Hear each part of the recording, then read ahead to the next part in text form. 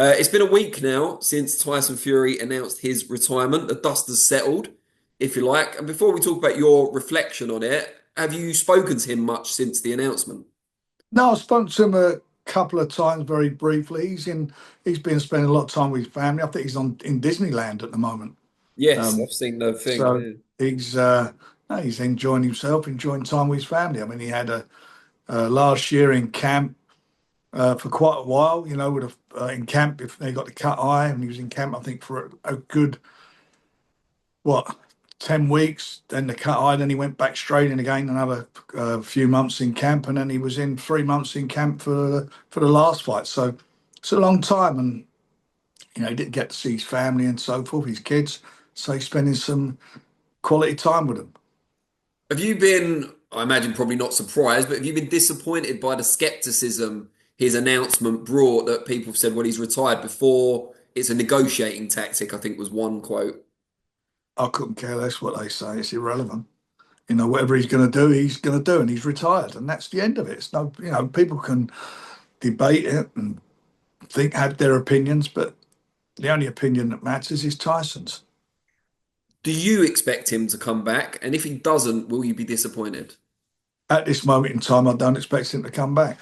And no, I won't, because if he doesn't want to come back, that means he's contented and he's happy with his life. And if he's happy, I'm happy. He's made lots of money. He's a very, very wealthy man. He's been involved with some of the best fights of the 21st century, tough fights. He's shown what he's all about.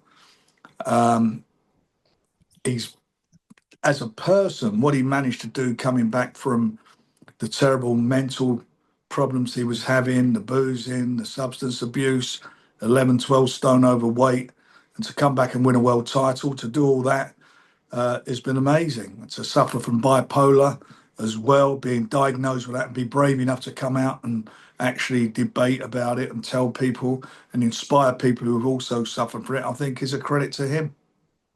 Do you think he'll be appreciated more in, say, 5, 10 years' time than he has been by some elements of the media in the last few years? Look, if nobody can appreciate what he's done in the ring, they're idiots. That's my opinion. Like, and I know boxing. I've been in boxing a long time. I've sat ringside and watched him in fights, unbelievable fights where he's been on the floor, got up, shown what his courage, his heart is. I've seen him gunfight a world champion in his own backyard, and doing that, having lost 10 stone in weight in a very short space of time. And as I mentioned earlier, all the trials and tribulations he come through, and get a draw, get off the floor in the last round, then come out having sussed him out. And the second fight, magnificent performance again in the other guy's backyard. Box office records in fighting Deontay Wilder in Vegas. It's the most money any heavyweight titles ever generated there.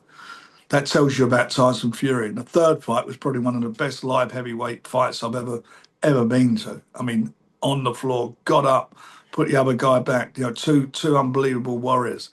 I watched him in two magnificent fights with Usyk. Magnificent fights, the two best heavyweights of their generation of the 21st century.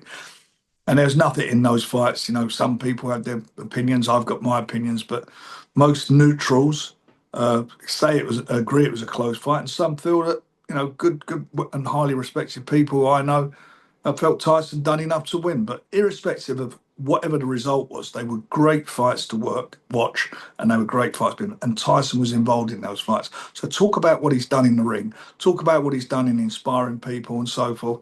And if people can't appreciate it, then they're not going to appreciate it. He's a great fighter. He's been a great fighter, been a brave fighter. Again, went to Germany, to the adopted backyard of Klitschko, and done a job there.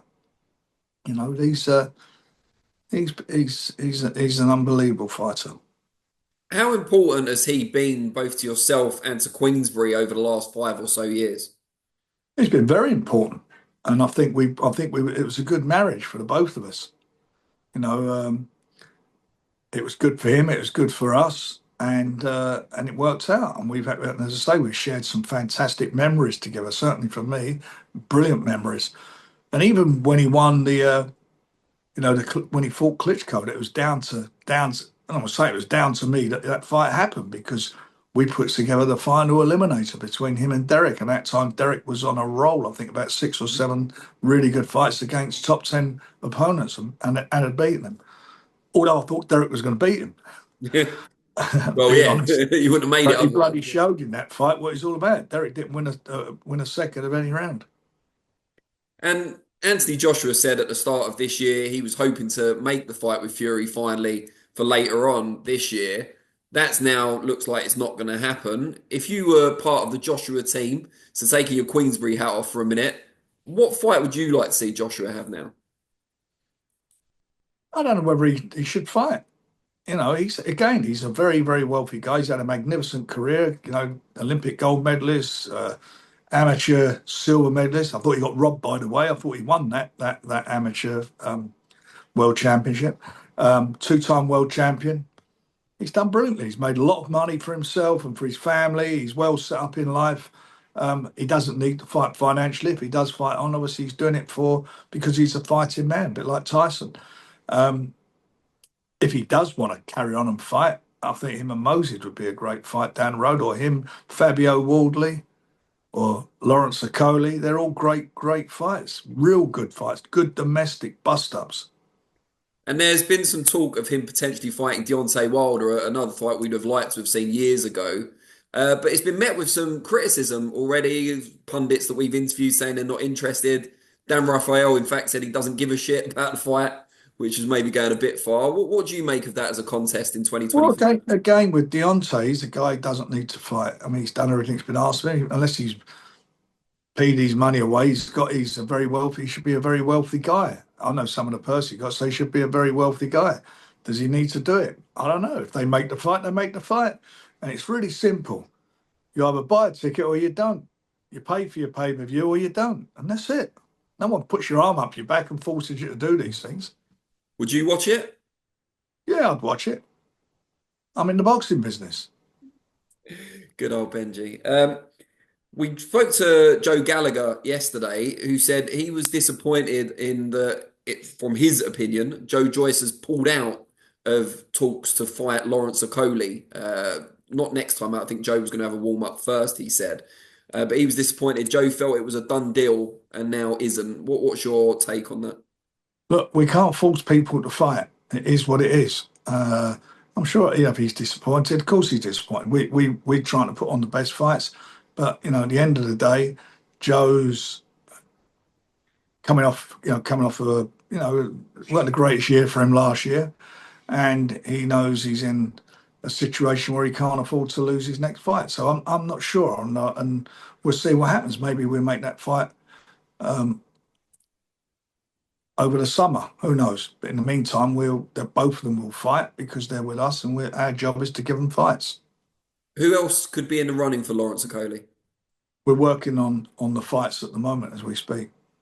And any more news on Moses potentially fighting for that WBA regular title, Moses will fight in March. which is before the April date when he would need to win the title to be the youngest ever world champion? It's actually May. It's actually May the 19th. Right. So, I mean, you could get him out twice in that time, but presumably it will just be March. Is there any One chance of it being Pulev? one fight at a time. He Could was it be only Pulev? 20. He was only 22, 20 years old 2 weeks ago. Could it be Pulev in March? We'll look at all the options, Dan, and then we'll make a considered decision. I mean, he's a young fighter. It's not a pissing contest. It's about making the right fights. And just to end on a more positive note, how much should we be looking forward to Chisora against Valin? It's going to be a good fight. It's Derek's 49th fight. Here's a guy that I said should have retired, and he's proved me wrong. And he was in a great fight. Him and Joe Joyce was a fabulous fight last year. The pair of them put in a very, very good fight in the UK. Him and Wallin, that's a tough fight. It's a tough fight for Derek. He wants to get to 50. He wants to get the magic 5-0. He's got to win this fight.